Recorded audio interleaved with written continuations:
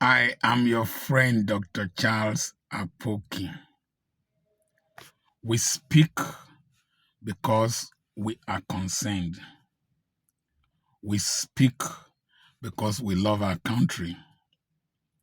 We speak because of our grandchildren. We speak because we owe this country. Nigeria has done a lot for me. I did a video on the recent state of emergency in Rivers State. It's a progression towards state capture. There's something called elite capture in political science. Elite capture is when the elites capture the wealth of the people. A few of them take a great percentage of the wealth.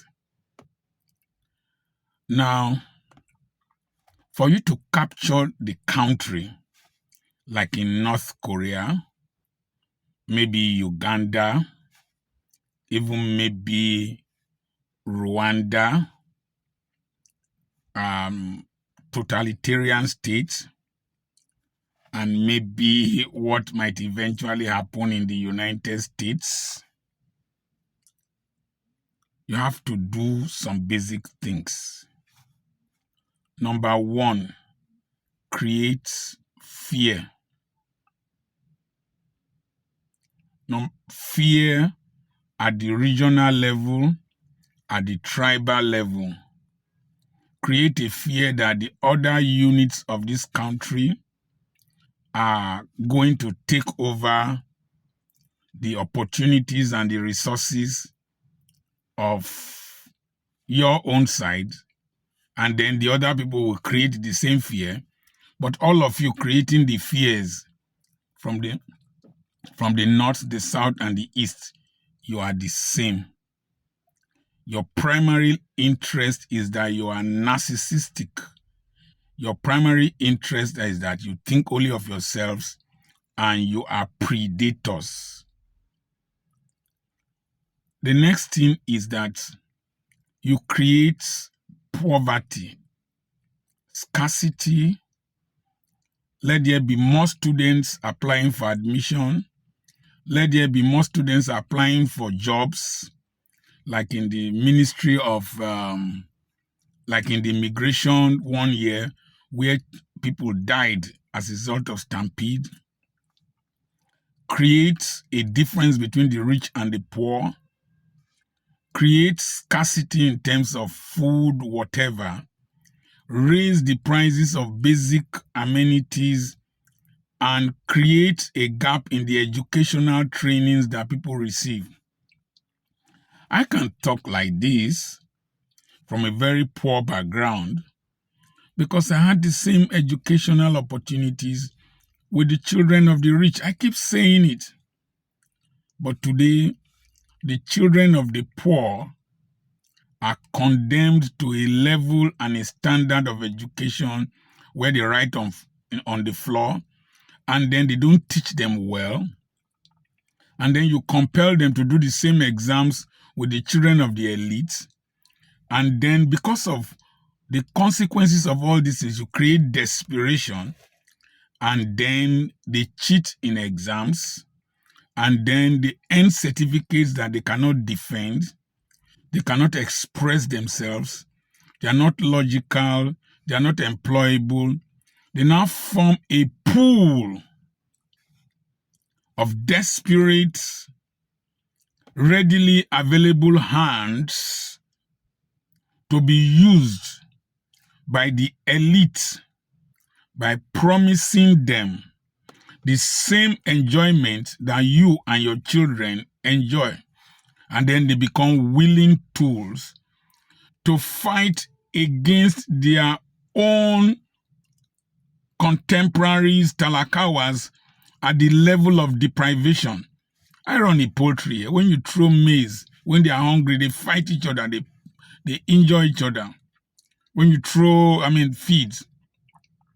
So There is a scramble, and then you take over their minds. When there is this desperation, religious leaders will now promise you an utopia, promise you prosperity, promise you wealth, promise you good health, promise you this, promise you that. Your mind is now captured. Remember, the religious leaders are parasites or accomplices of the political leaders, the elite that want to capture. So the religious leaders, because they need money, they need clout, they have big projects they need to do, so they are subservient to the political leadership.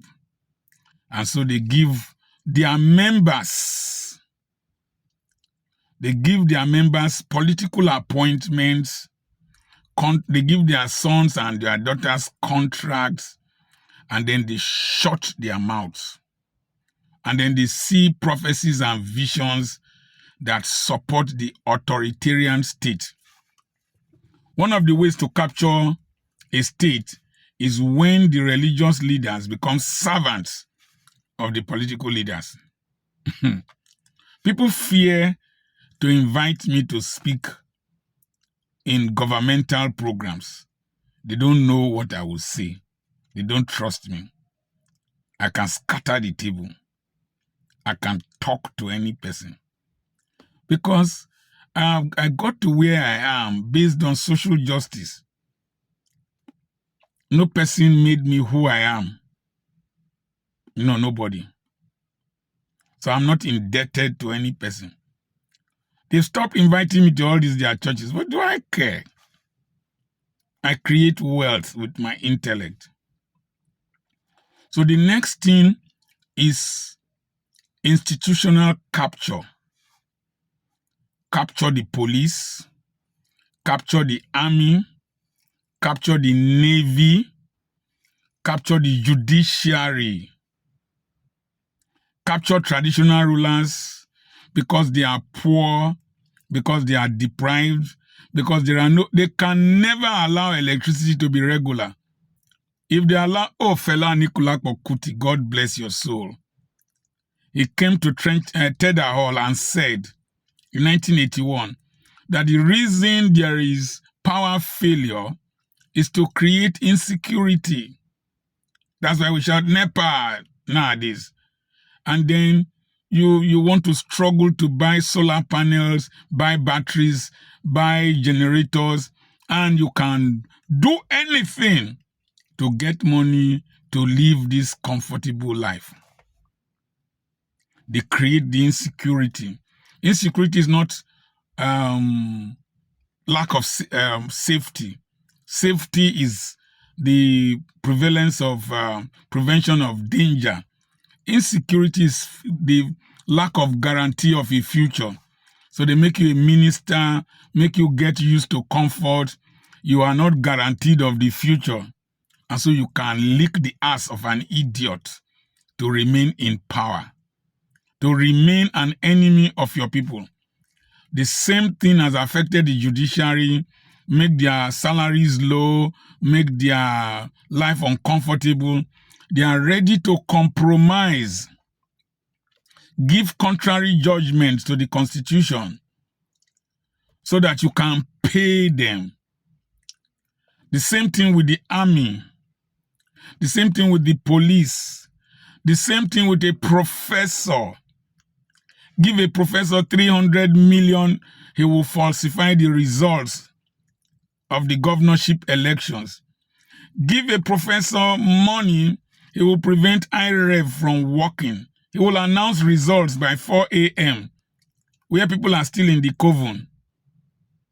So, by the time they do all this and they corrupt the judiciary, you will find out that when you go to cast your votes and a court can void your votes, then you no longer will be willing to go and vote.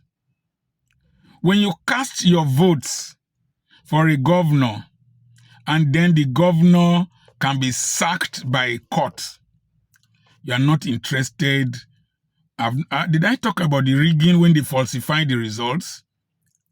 Then you are not willing to go and partake in the political duty you have to cast your vote. When they create a state of emergency and sack the governor, I don't pity Fubara. I don't pity Fubara for one bit. But I hate unconstitutional behavior. I hate rubbish about this country. I hate people who think that they can corner us. And then you create desperation. The same desperate people become senators. The same desperate people become House of Rep members.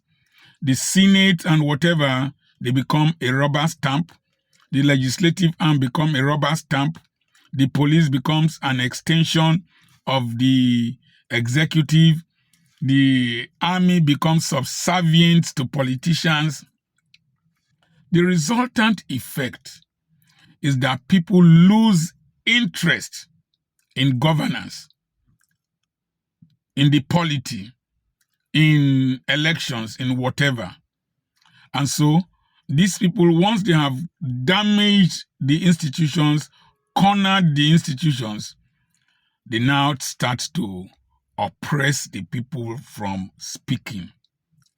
Before you know it, no matter how brilliant you are, the Russians are among the most brilliant people on earth.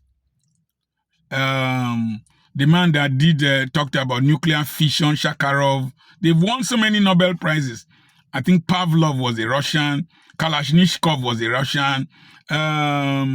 This poet whose parents came from Africa was a Russian. Tolstoy was a Russian.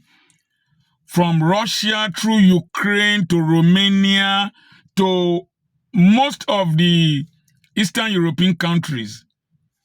Brilliant people. But totalitarian governance suppressed their brains. And that is what is coming to Nigeria. If we are not careful, crooks, criminals, terrorists, cultists, a great percentage of the members, the male members of houses of assembly, belong to one confraternity or the other. Even in your churches, pastors are confraternity members. Even in your churches. So it is institutional conquest, then state capture. We stand a risk of losing our country. Because what happens is that you now push the people to the wall and they fight back. Like as they did in Tunisia, as they did in Algeria, as they did in Libya. Libya has not recovered. As they did in Egypt. Egypt has not fully recovered. Emperor Bokassa did it in Central African Republic. They have not fully recovered. As they did in Zaire or Congo, Democratic Republic of Congo. They have not recovered. They did in Sudan. They've not recovered.